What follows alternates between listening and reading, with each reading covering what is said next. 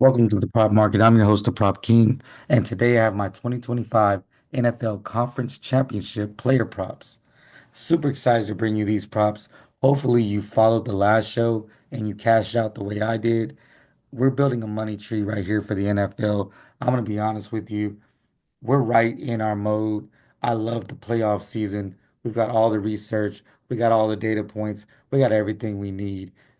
I've got all the research I need to get 100% cash this week. 6-0. I'm calling it 6-0 in this show. Super, super confident. We can't lose. Okay, this is definitely going to be a winning week. So hopefully you tell these picks. When I say I'm confident, I'm confident. I love every pick that I have on the board. Once again, 100% transparent. Every pick that I'm betting on this show, I'm betting in real life. If I tell you a pick, I already put my own money behind it. So obviously, I spent my time in the lab to give you some great picks. Now, all I need from you is a like. If you made money last week, like the video. If you like the way the picks I have this week, like the video. It helps the algorithm. Even leave a comment. If you have another pick that you think that should make the show or I didn't put on the show and you want to discuss whether I like it or not, put it in the comment section. I'm more than welcome, more than happy to give you my opinion on any player coming up this week out of our two games. With that being said, I got Jalen Hurts as my uh, big screen guy. There's a reason why he's on the main screen because I believe in him this week. So we're going to get to the pick. Jalen Hurts. I love him this week for his pass plus rush yards. There's a couple reasons that I love him this week. Number one reason is he's a true dual threat quarterback. He's used to running and throwing. He does do that. That's what he does. Washington is going to force Hurts to beat them through the air and on the ground. They're not going to let Barkley do it. When it comes to that zone read, they're going to crash in on Barkley, and I believe Jalen Hurts will be able to pull it and run. So I like his rushing yards as well. You see it on Prize Picks. His rush yards is actually the number one overall chosen pick because I think they're thinking the same thing I'm thinking. If he, for whatever reason, can't throw the football, which we'll get to why he should be able to, he can keep that ball on the zone read, probably get 10 to 15 yards each time because I'm crashing in on Barkley. I'm not letting him go 80 yards. I'm not letting him beat me. But I also think they're going to force him to throw. They're going to stack the box. Probably maybe not let him run or throw. Not let him run or Barkley run. I'm sorry. They're going to make him throw. Here's the good news about Hurts throwing, even though a lot of people are fading him. The Commanders are giving up 402 yards in the air in this playoff season. I'm going to say that again. The Commanders are giving up 402 yards in this playoffs through the air. We're not asking for much. Like I said, I think he can get to this number just by throwing. Middle of the field, middle of the road, I'm sorry, as far as the season for Commanders in passing yards. So it's not just they're doing bad in the playoffs. They never were really good versus the pass. Jalen Hurts has good receivers. I like all of them. I like Brown. I like Devontae Smith. And I love Goddard, as we'll talk about later. But I really like this over 217 pass plus rush yards. This has to hit. This has to hit. I would put a lot of money on this myself for this to hit. Next guy is Josh Allen. Now we know Josh Allen is a dual threat as well. I expect him to use his legs and his arm this week. Going against Mahomes, he's going to have to score to keep up with Mahomes. Average fantasy score is 22. I got him projected at 24. The thing about Josh Allen is he is their best red zone threat as far as running the football. Once he gets inside the 5 yard line, no one's going to stop this big boy from getting in the end zone. He's going to put his head down, and they're not going to be able to tackle him. So I think gets at least one rushing touchdown. He may get another passing touchdown as well. I don't know for how many yards he's going to throw for, staying away from that one. I'm not sure how many times he will run, but I know he will run in the red zone. He's their number one option, their RB1 in the red zone. Uh, I don't see a situation where the Chiefs stall these Bills offense. I think they get up and down the field. I also think Allen might get a couple good passes in. He wasn't throwing the ball well last week, but I could see him doing it this week. I really like his over fantasy score, 22. I like Josh Allen over 22 fantasy score. Next guy is Zach Ertz from the Commanders. He's a veteran and he's highly motivated. Not only is it the playoffs, but he's facing his old team, the Eagles, the team that let him go. Let him go for a tight end that's currently on the roster that we'll talk about in a minute. Uh, Eagles pass rush is fierce.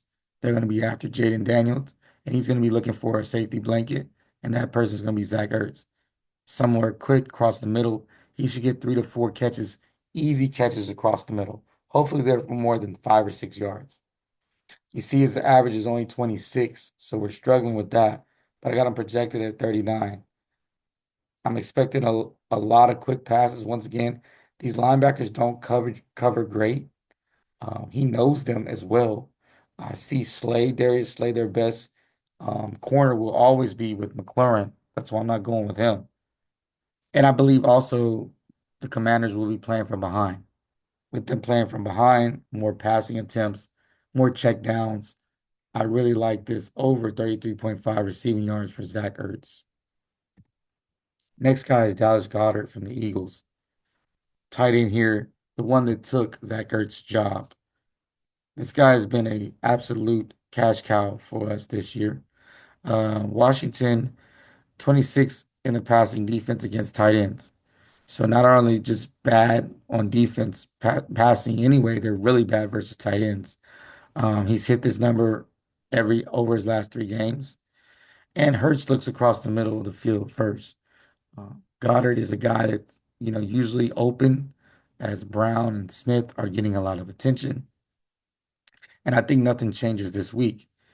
Also, he's a guy that they do a lot of play action with. He's an easy guy for Hurts. Usually the first read on the play action is Dallas Goedert. So I'm very confident with this pick. And I'm going to say this for the third time. The Commanders are giving up 402 yards through the air.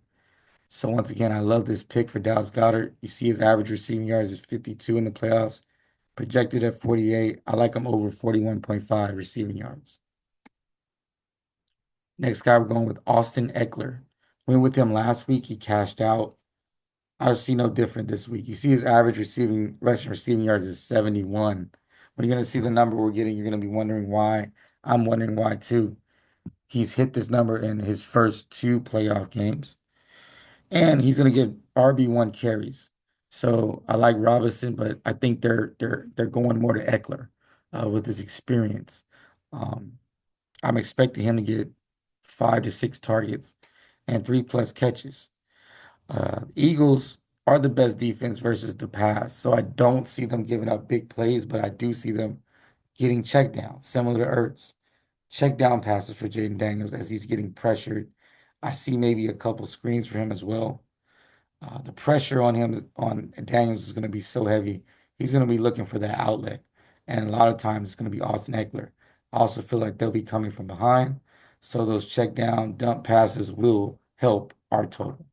Once again, I like his over 47.5 rush plus receiving yards.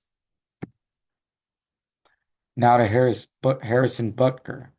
Picking a kicker, I know, sounds like crazy work, but it's not. The thing about the Chiefs, they get up and down the field, but Andy Reid is an old school coach. He still takes the points when he has the opportunity. Some of these new school coaches are going for it, 4th and 3, 4th and 2, regardless. No. In the first half, he's going to kick the field goals. He wants the points. He believes in his defense.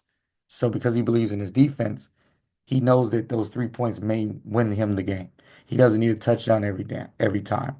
So I like that for that reason. Also, Harrison Butker has the ability to kick long field goals.